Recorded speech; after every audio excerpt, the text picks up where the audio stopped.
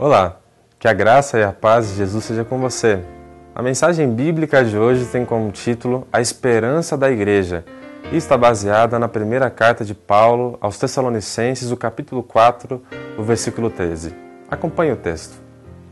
Não queremos, porém, irmãos, que sejais ignorantes acerca dos que já dormem, para que não vos entristeçais como os outros, que não possuem esperança. Vivemos em um mundo desesperançado. Um mundo não muito diferente do mundo em que viveu o apóstolo Paulo. Havia uma expressão muito popular nos dias do apóstolo que dizia que nunca ter nascido é a maior felicidade de um homem e a segunda é morrer ao ter nascido. Certamente uma frase sem esperança alguma.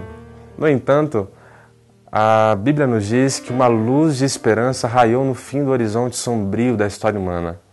Jesus Cristo veio ao mundo e trouxe consigo uma gloriosa e viva esperança.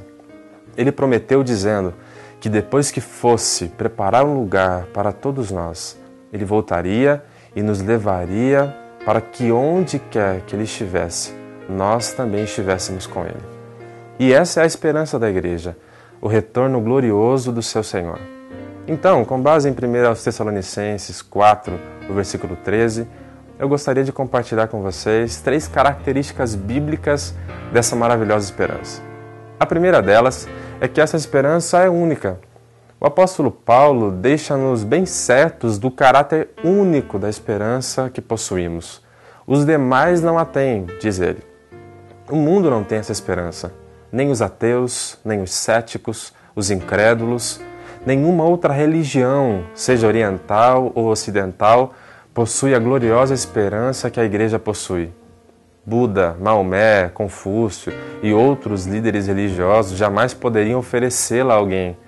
Essa esperança é única, é singular, é exclusivamente cristã. Na carta aos Efésios, no capítulo 2, versículo 12, Paulo diz que aqueles que estão sem Deus no mundo estão também sem esperança. E essa é uma consequência natural, uma vez que a verdadeira esperança está fundamentada em Deus e somente nele. Sendo assim, qualquer esperança alicerçada no avanço da ciência, no progresso da sociedade humana, na paz mundial, na evolução tecnológica ou mesmo na preservação da natureza, está fadada ao mais completo e desesperador fracasso. O mundo se encontra em um caos ambiental, econômico, político e social. Não há esperança alguma fora de Deus. A igreja, portanto, é um reduto de esperança para um mundo completamente desesperançado. Bem, a segunda característica dessa esperança é que, além de única, ela também é consoladora. A esperança do retorno glorioso de Jesus para buscar a sua amada igreja é um poderoso consolo para os aflitos e tristes. Essa esperança nos dá forças para encarar os dilemas da vida, para suportar as dores emocionais, para enfrentar a doença atroz, para resistir ao desânimo, para suportar a morte de alguém que muito amamos e para superar o trauma provocado por um acidente ou para superar os mais diversos sofrimentos da vida. Essa é uma esperança consoladora. Isso porque ela nos assegura que no retorno glorioso de Jesus Cristo à Terra, Ele enfim enxugará dos nossos olhos toda lágrima e não haverá mais morte, nem dor, nem pranto, nem lamento, porque as primeiras coisas já passaram. A esperança do céu sempre foi, uma fonte de ânimo para os cristãos aflitos de todas as épocas. A esperança cristã é um manancial inesgotável de consolo e de conforto para os que confiam em Cristo. E por fim, em terceiro lugar, essa esperança, além de única, além de consoladora, é também certa. Por que certa? Entenda, os cristãos em Tessalônica estavam preocupados e tristes em relação aos seus entes queridos que haviam falecido. Eles não sabiam ao certo qual seria o seu destino. É então que o apóstolo escreve essa carta para assegurá-los de que, na segunda vinda de Jesus à Terra, todos aqueles que morreram na fé seriam ressuscitados. É isso que diz o apóstolo no versículo 14, aqui no capítulo 3. Ele diz: porque se cremos que Jesus morreu e ressuscitou, assim também os que dormem, Deus, mediante Jesus, tornará a trazê-los juntamente com ele à vida. Paulo tinha tanta certeza na morte e na ressurreição de Jesus que lhe parecia óbvio crer que o mesmo aconteceria com os crentes. Isso porque essa é uma esperança certa, segura e confiável. Segundo o estudioso bíblico chamado Hendrickson, essa esperança está solidamente fundamentada nas promessas infalíveis de Deus.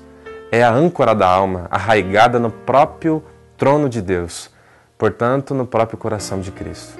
Essa esperança consiste numa entrega fervorosa e numa expectativa confiante e certa de que Cristo retornará e cumprirá todas as suas promessas. Muitos cristãos dizem possuir essa esperança, mas infelizmente vivem como se não a tivessem. Não disponibilizam tempo para Deus, seu foco está apenas nas coisas efêmeras desse mundo. Pense no seguinte: será que vivemos aqui e agora como se de fato fôssemos viver eternamente com Jesus? Bem, para concluir, é maravilhoso constatar que cristãos de todas as épocas e lugares têm sido consolados por essa bendita e gloriosa esperança. Alguns foram torturados, outros presos e mortos. Alguns viveram uma vida de extrema pobreza e sofrimento, doando suas vidas à causa do reino para que muitas pessoas fossem alcançadas por Cristo. E por quê? Simplesmente porque acreditavam piamente que para os que têm fé em Jesus Cristo, a morte não é um ponto final. Estes acreditavam que seus corpos, agora maltratados e feridos, seriam um dia ressuscitados e glorificados por Cristo. Que você também seja consolado e fortalecido por essa gloriosa esperança. E que assim Deus te ajude e te abençoe. É a minha esperança e a minha oração em nome de Jesus. Que Deus te abençoe.